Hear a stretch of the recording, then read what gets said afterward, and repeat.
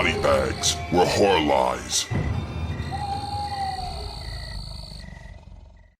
Who is this irresistible creature who has an insatiable love for the dead?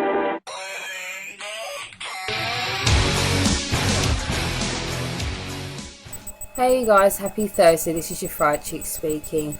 Now, I look like shit and that's because I'm tired of shit and I want to go to bed, but I'm going to do you guys a little favour. I'm going to give you a good old warning about this shit movie that I'm about to talk about. Children of the Corn 5, Field of Terror. Now, they had 4 movies before this, count them, 4 movies before this. They created a formula, okay? They went off of a Stephen King story. Children of the Corn is based off of a short story by Stephen King. I've read it, it's fucking brutal. The movie didn't do it justice, but it was a good film. So they made a sequel, as you do, which was pretty kind of good-ish. They made a 3rd one, which was They made a 4th one, which was even more meh. But they still had a plot. That is the crux that is, like, of the point that is wrong with this, okay? There is no plot in this. The whole premise and sort of predictability of Children of the Corn is we have a bunch of children who have not become possessed, but they have become sort of a cult, who worship an evil entity called He Who Walks Behind the Rose, or Rhodes, as I thought as a child. Now, the children kill their parents. They explained why in the 2nd one. It kind of went back to old times, etc.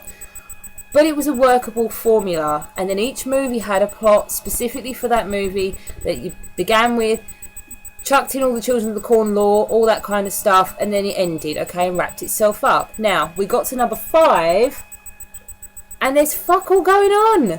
I mean, part 6 and 7 got hate. Now, 7 needs the hate. Part 7 of Children of the Corn is the fucking Jar Jar Binks of Children of the Corn, okay? It just is. But 6 at least had a plot again. Fucking Isaac's return, okay? The clue is in the title. But part 5, however, has a bunch of teenagers who, of course, get lost in the corn. I don't think they're anywhere near Gatlin in this one either. But they get lost in the corn and they come across a group of kids who are obviously children of the corn. Except the whole point of Children of the Corn is the fact that they worship He Who Walks Behind the Rose and they kill the parents. That's like rule fucking number 1 of Children of the Corn lore, okay? Now, these kids did not kill their parents. They're just like runaways and lost kids. So, fuck up number 1. So, the teenagers are lost and they stumble across this ghost town with the kids in.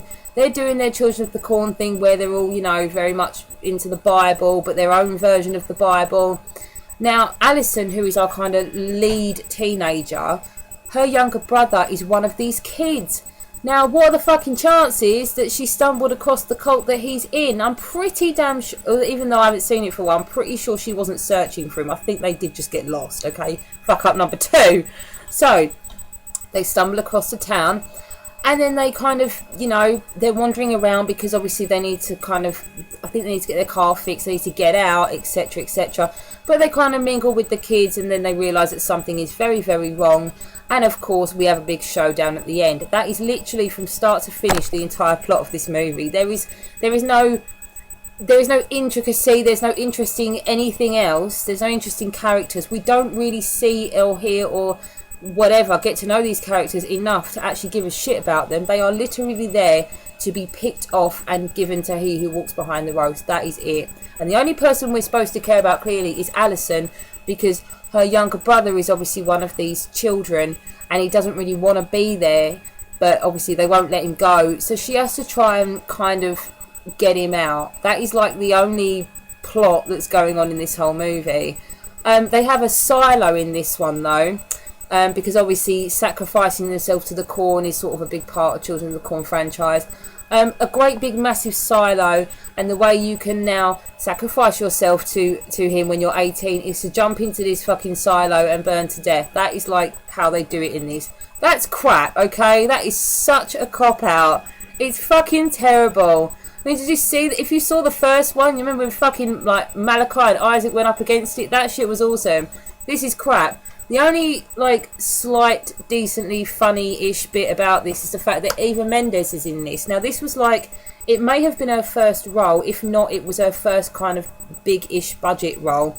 Now, I remember reading somewhere a long time ago that when she saw her performance in this, she went and got acting lessons. She was so embarrassed about how crap her performance was that she got acting lessons. Now, I read that before I saw the film. I watched the film and I was like, good for you, Eva Mendes, because your acting was really shit in this.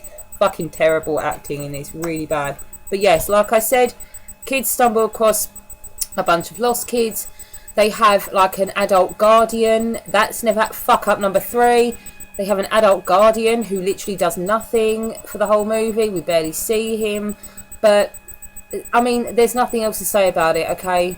They're there, they mingle, they start getting picked off one by one, and then Alison is trying to get her brother out of the cult. And of course we have the showdown at the end where they then have to defeat He Who Walks Behind the Rose until the next movie. And it's not done spectacularly, it's not done interestingly, there's nothing new. They literally just did a huge cop-out movie. They cashed in, and that was it. That was it, okay?